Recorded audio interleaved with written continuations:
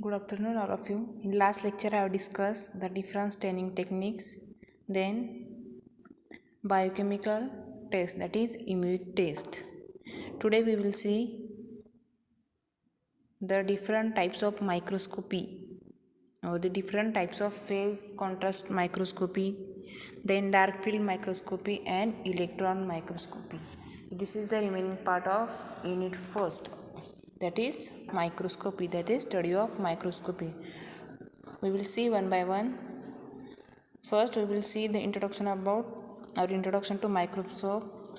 As I said earlier, what is microscope, or when it is required to observe the things which are unable to see by your naked eyes, then and then only the microscope is required. When microscope is required, if the object or the specimen is not visible by your naked eyes, then and then the microscope is required. With the advent of high resolution microscope, the modern microbiologists have access to microscope that produces the images with high clarity and high magnification. The Leeuwenhoek single lens microscope has been transformed into a high resolution multi-lens combination with a magnification up to 2000 times. Then the further the electron microscope with magnification up to the 1 lakh times are used to study the fine structure of cells and subcellular components. Then we will see the types of microscope. The microscopes are categorized. First, light, that is light microscope, or it is also called as optical microscope.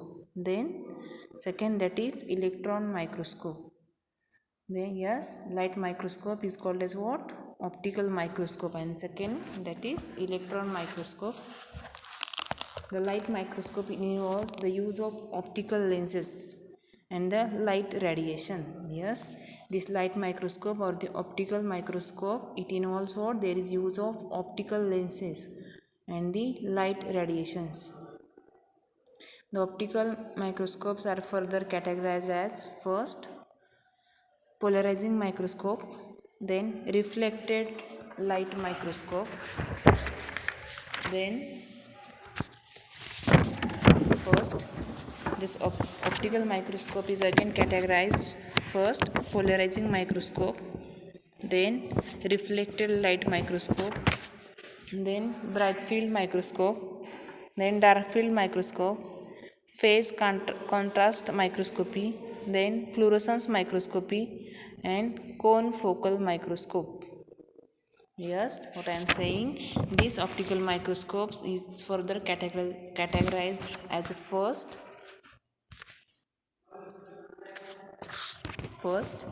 polarizing microscope, then reflected light microscope, then bright field microscope, dark field microscope, then phase contrast microscopy, then fluorescence microscopy, and last, that is confocal microscopy.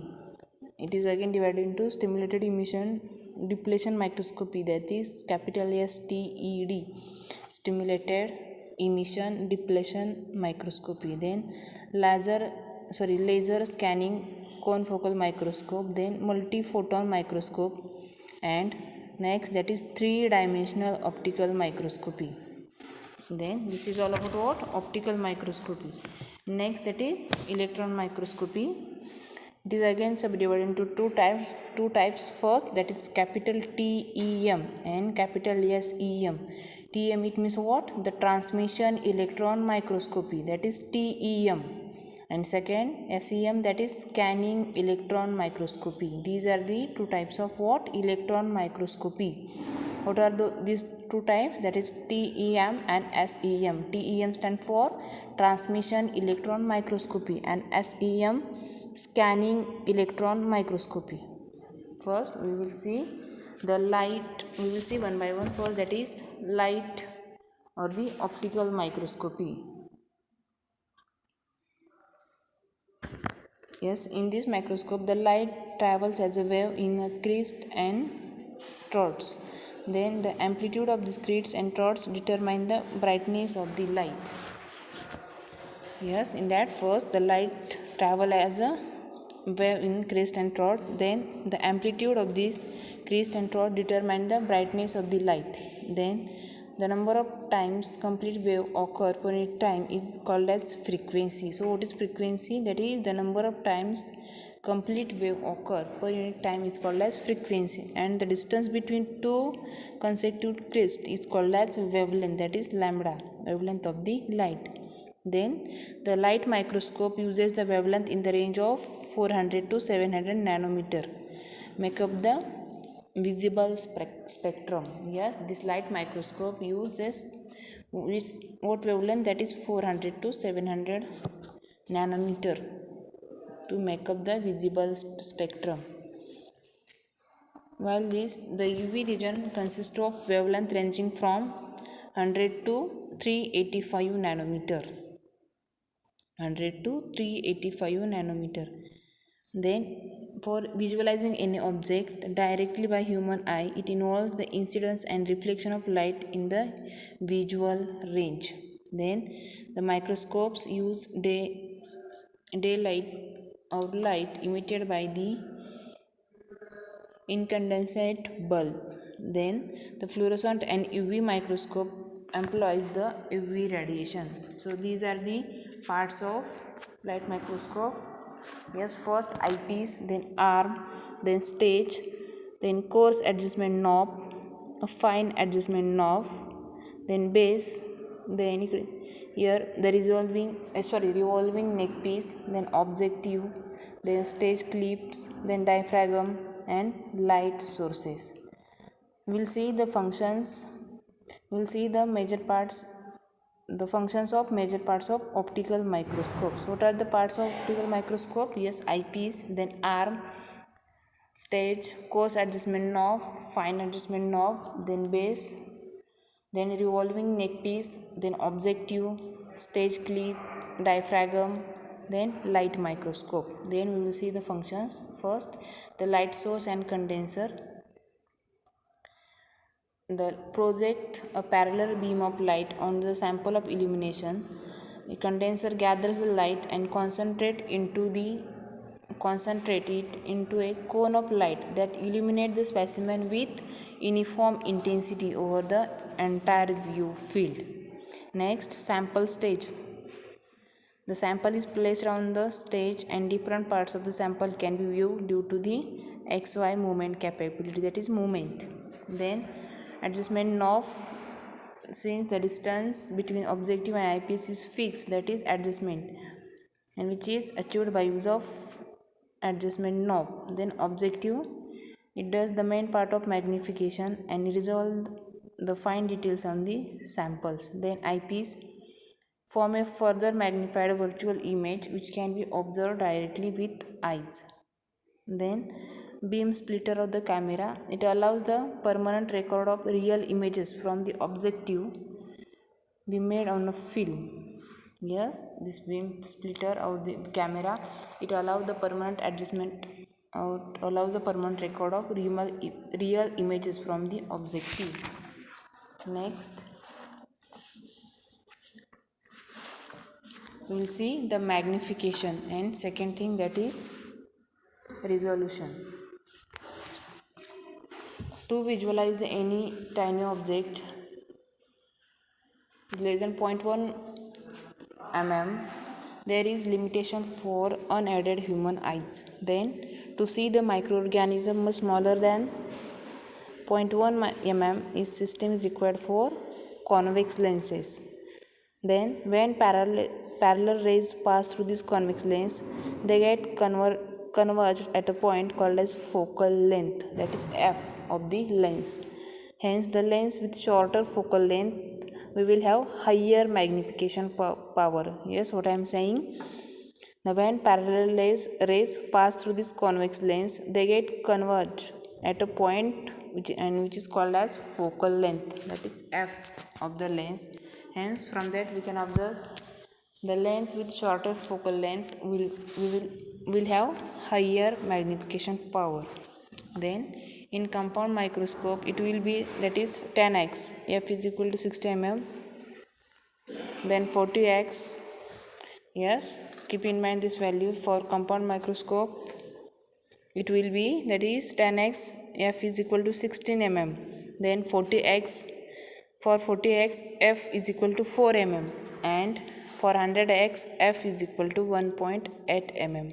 Then next, the images produced by objective lens fall on eyepiece lens and serve as a object. Then images formed in eyepiece perceived by one eye, the overall magnification is given as a product of lenses and the distance over which is the image is projected.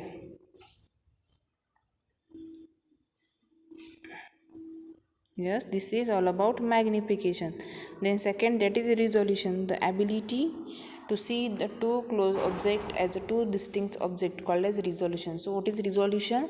The ability to see two close objects as two distinct objects called as resolution. Then the limit of resolution is the closest distance between two points. Yes, the limit of resolution is what? Is the closest distance between two points at which the points still can be distinguished as a separate entities. Then the magnification, it should be coupled with good resolution. The magnification, it should be coupled with good resolution and good resolution to visualize small microorganisms, else the magnification alone will produce a inconclusive or blurred images. Yes, what I am saying, the magnification, it should be coupled with good resolution to visualize the small microorganisms, else the magnification alone, it will produces a inconclusive or the blurred images. The resolution, it can be calculated as shown in, yes, the maximum resolution is equal, that is r is equal to 0.061 lambda divided by capital Na. So it is 0.061, it is a geometrical term based on the average, that is 20 eyes. Then lambda is the wavelength of illumination and Na is what? Numerical aperture. Yes, Na is what? That is numerical aperture. The Na is the measure of light gathering capability of an objective lens. Na is equal to n sin alpha, and so where n is equal to index of refraction of medium and alpha is the angle subtended by the lens. So this is all about what? The types of microscope and the light microscope. Next we will see the phase contrast microscopy. So this is specially designed light microscope in which the annular faceplate and annular diaphragm are fitted. Yes, what I am saying. Yes, we will see the next, that is phase contrast microscope. Yes, it is, or this is the specially designed light microscope. It is the specially designed light microscope in which the annular faceplate and the annular diaphragm is fitted. So we will see the parts of phase contrast microscope. First, that is eye point, then eyepiece, then focal plane of eyepiece, then faceplate, then back focal plane of objective, then specimen, condenser and annular diaphragm. These are the parts of phase contrast microscopy. What are those parts?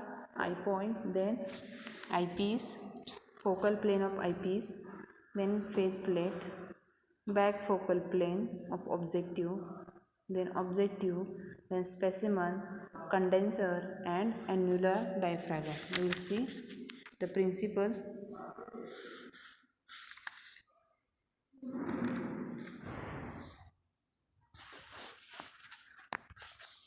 We will see the principle of this phase contrast microscopy. The phase contrast microscope is used to visualize unstained living cell. Keep in mind, this phase contrast microscopy is used to visualize the unstained living cells, and most of the stain or the staining procedure will kill the cells. Yes, what I am saying. Keep in mind, the contrast microscope is used to visualize the unstained living cells, and the most of the stains or the staining procedures will kill the cells. The phase contrast microscope is unable to visualize the visualization of living cells and the life events. So this is the principle of phase contrast microscope. Next we will see the working. It is similar to normal microscope. Keep in mind, yes, it is similar to normal microscope. It passes a light source, then condenser system, objective lens system, and ocular lens system. Yes, it is similar to what? Normal microscope. It passes a light source. Then here we can see the light source. It passes the light source, condenser system, objective lens system, and ocular lens system. The phase contrast microscope is different from normal microscope in having two different components, that is substage annular diaphragm and phase plate. Yes, it is different from normal microscope, that is it having two different components, that is substage annular diaphragm and phase plate. Yes, first we will see the substage annular diaphragm. It is located below the substage condenser of the microscope. Yes, where it is located? It means the substage annular diaphragm is located below the substage condenser of the microscope. The substage annular diaphragm, it helps to create a narrow hollow cone or a ring of light to illuminate the object. Yes, where it is located? It is located below the substage condenser of the microscope. The substage annular diaphragm, it helps to create a narrow hollow cone or a ring of light to illuminate the object. The second, that is phase plate. This phase plate is also called as diffraction plate or the phase retardation plate. Keep in mind, synonym for this phase plate is called as what? Diffraction plate or the retardation plate.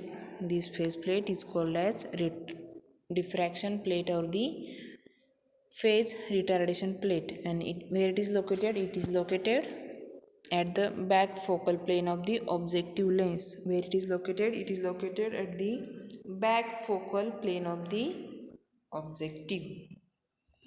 Back focal plane of the objective lens, and this phase retarding components are coated on this plate. The annular diaphragm is situated below the what?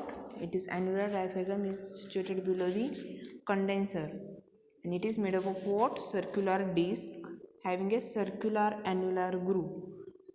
The light rays are allowed to pass through this annular groove. Through this annular groove of the annular diaphragm, the light rays fall on the specimen or the object to be studied. Here we can see the structure. Then with the help of annular diaphragm and the phase plate, the phase contrast is obtained in this microscope. Yes, keep in mind what I am saying. With the help of what? With the help of annular diaphragm and the phase plate, the phase contrast is obtained in this microscope, and this is obtained by separating the direct rays from the diffracted rays.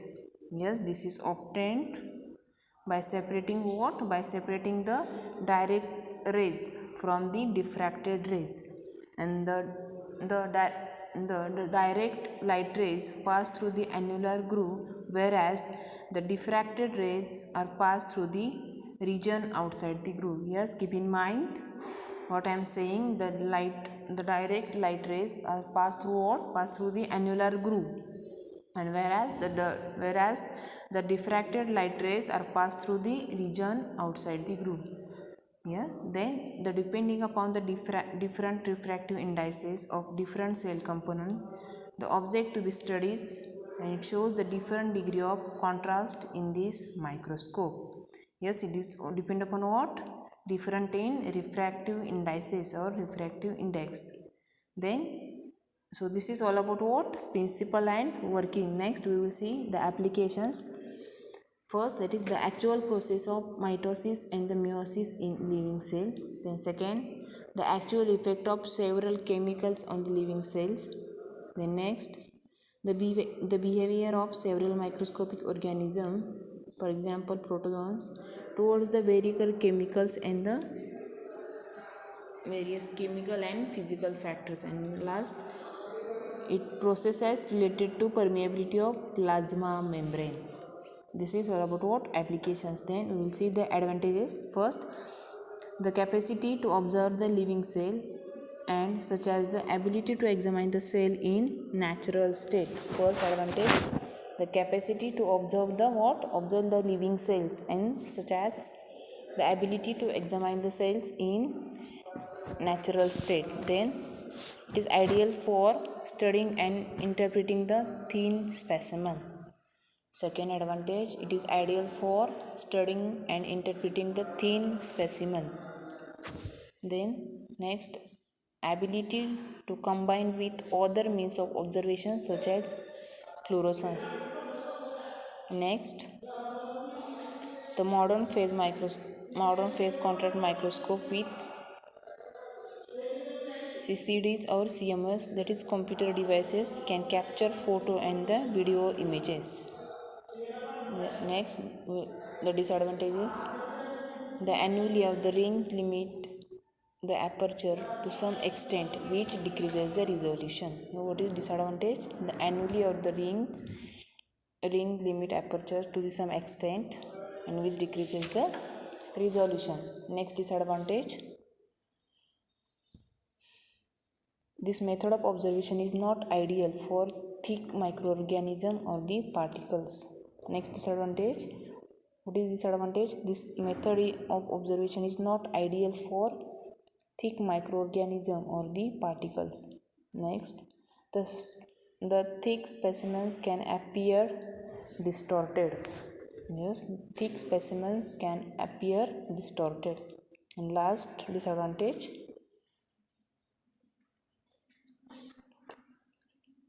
in this microscope the images are occur as a gray or green color. So this is all about what? The principle, working, and advantages and disadvantages of phase contrast microscope.